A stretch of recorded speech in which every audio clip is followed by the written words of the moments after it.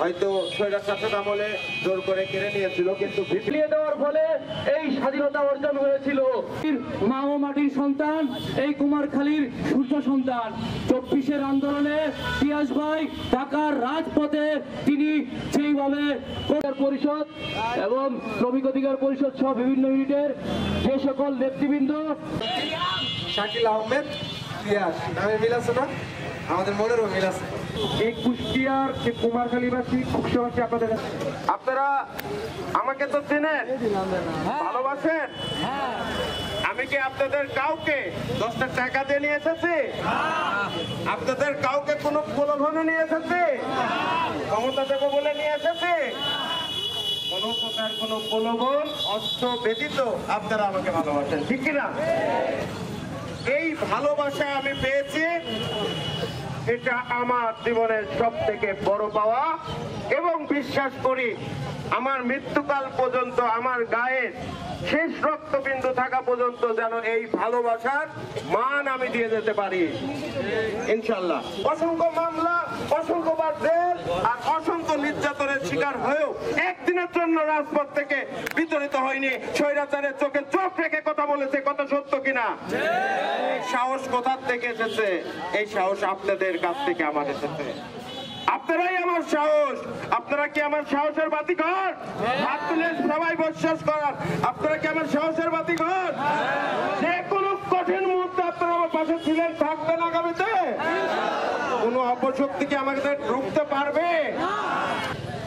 আপনাদের যে যে ইউনিয়নে আমাদের কর্মী সংখ্যা কম আছে, প্রত্যেক ইউনিয়নে নজর দিবেন।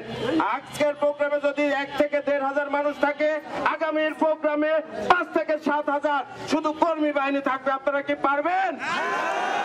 আপনারা কি প্রস্তুত? আপনারা কি শিহরিত?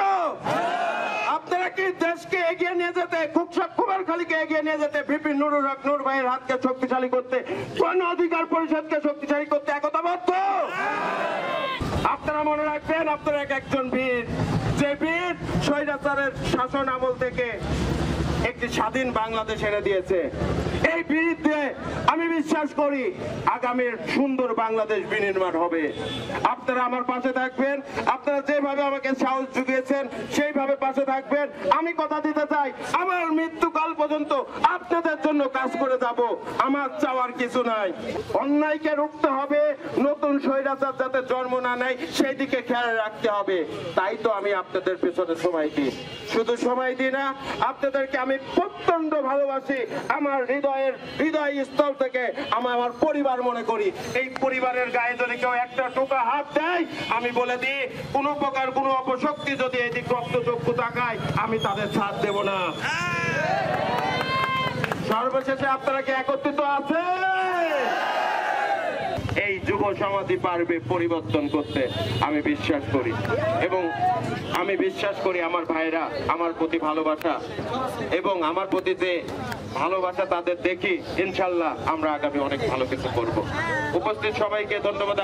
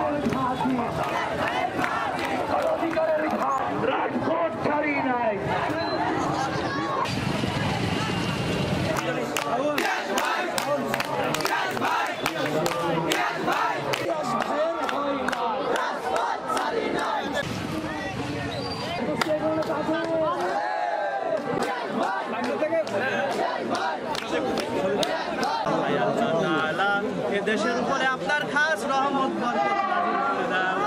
আল্লাহ তাআলা কুমারখালীর বুকে আল্লাহ আমরা শহীদদের স্মরণে দোয়া করলাম, আল্লাহ তুমি প্রত্যেক শহীদদেরকে করে নাও।